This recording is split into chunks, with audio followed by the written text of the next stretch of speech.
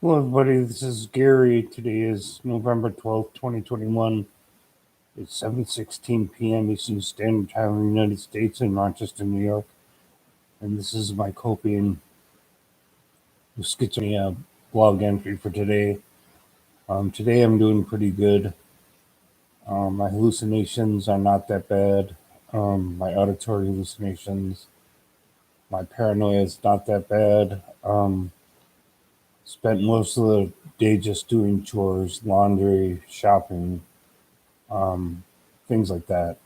Um, my anxiety levels are pretty high. I'm about to do some meditation for tonight before I go to sleep. Sometimes I meditate. For as long as 2 hours at a time, especially when before I'm about to go to sleep.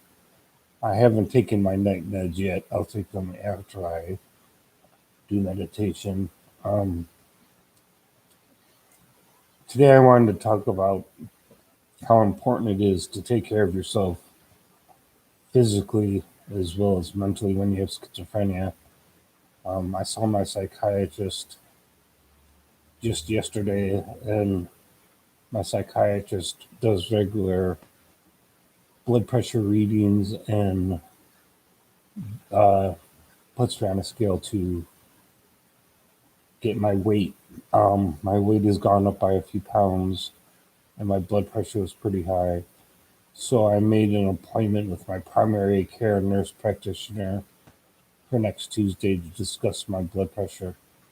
My blood pressure was pretty my blood pressure was pretty high yesterday, according to what the psychiatrist measured. And also, when I went to the psychiatric emergency room week before last, my blood pressure was pretty high. And a couple of days before that, I went to the emergency room for chest pains, and my blood pressure was pretty high. It turns out the chest pains were not a heart attack. They did an EKG. They did some enzyme blood tests to test stress on my heart, and there was no stress on my heart. And they did a chest X-ray of my lungs and my heart, and those came back normal. So it wasn't a heart attack. But the fact that I have high blood pressure is just an indication that I need to see my primary care physician, or in this case, nurse practitioner, as much as I need to see my psychiatrist.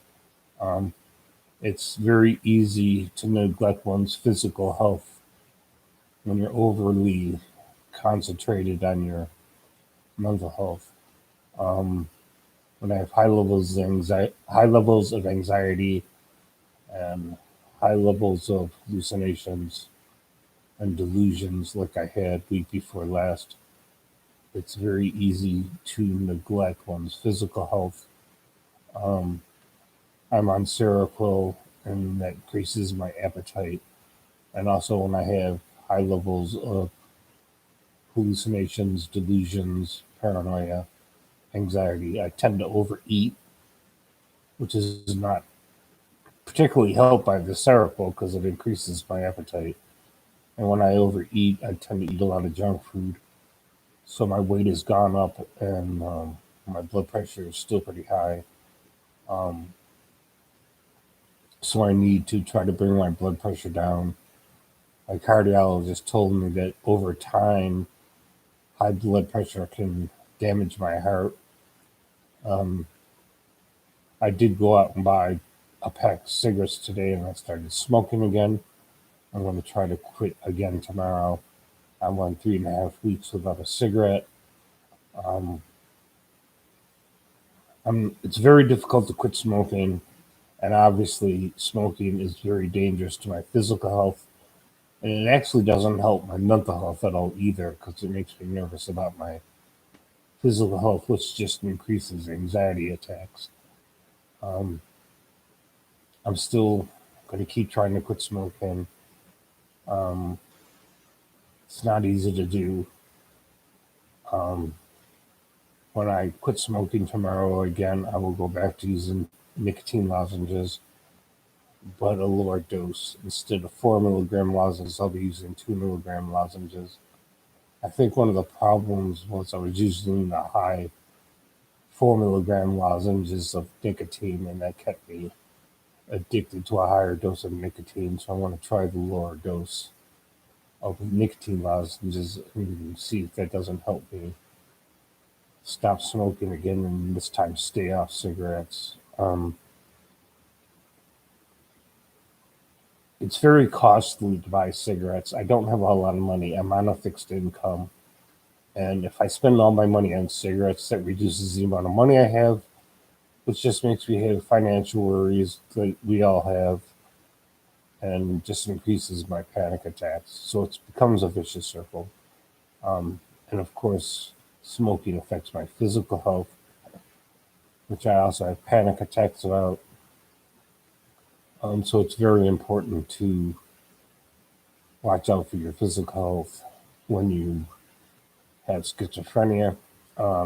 Keeping up with regular medical appointments is important, but also exercise, not smoking, not using drugs, not drinking. I don't drink alcohol at all. I haven't had a drink in, I don't know, 15, 20 years.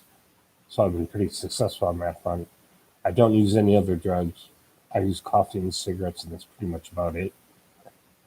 Coffee, of course, carries its own problems. If you drink too much coffee, that can elevate your blood pressure, increase panic attacks, increase heart rate, increase sweating, increase insomnia, all of which can make your physical health worse. So it's important for me to stop smoking again, to have regular exercise to lose weight, because my weight went up by 3 or 4 pounds from the last time I saw my psychiatrist, and they weighed me the last time. It's very common for people with schizophrenia on psychiatric meds to have increased appetite and gain weight. Antipsychotic medications tend to make people put on weight, and that's why exercise and diet are extremely important. And quite frankly, I haven't been following a diet. I've been eating more than usual and mostly junk food. And smoking cigarettes isn't helping. And I have high blood pressure and I'm overweight as it is.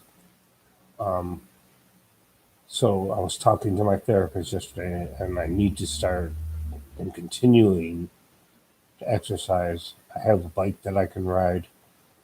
Once it starts snowing, I'm not going to ride my bike outside anymore. I don't like riding my bike against the wind and the snow. I'm too old for that. I'm 56 years old. I can still go for walks outside. I have an indoor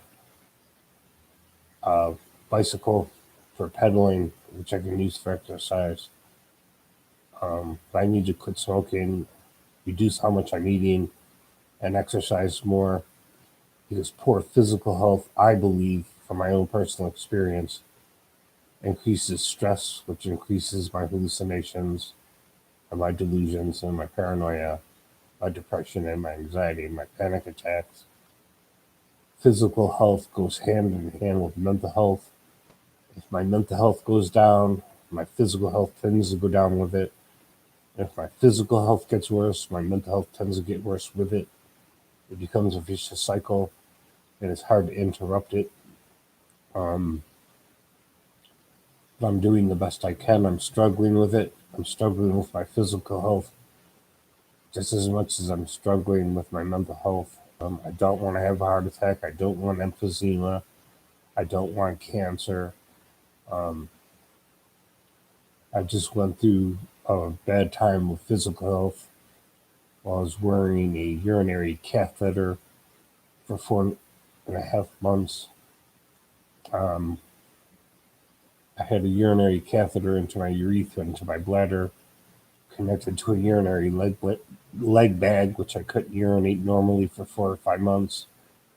And I had surgery on my prostate and on my bladder so I could start urinating normally again. And I can tell you the stress of having those physical problems only made my mental health problems worse. It increased the frequency that I went to psychiatric emergency. The psychiatric emergency room, and I don't like going to the psychiatric emergency room It's loud, it's noisy, it's confusing, it's stressful.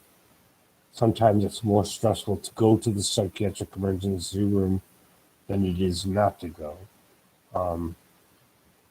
So I'm struggling with my physical health as much as I am with my mental health. And it's important to keep both in balance. Not easy, not saying that at all. Um, one of the reasons I like to meditate is to calm myself down so I can think more clearly. Meditation by itself doesn't treat my physical problems, it doesn't treat my psychosis. It helps with anxiety and insomnia, but it doesn't cure anything. It's just a way of reducing overall emotional and physical stress.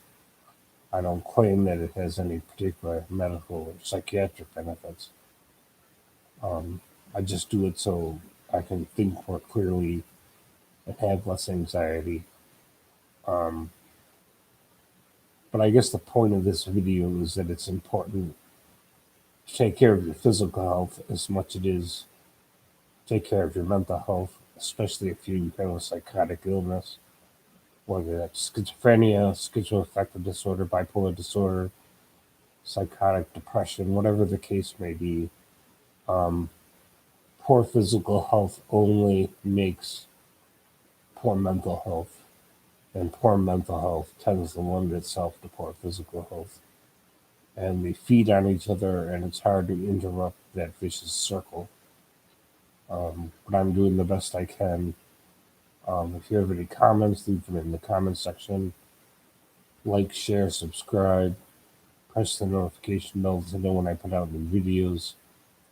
If you have a particular topic you want me to do a video on, let me know in the comment section. And that's it for now.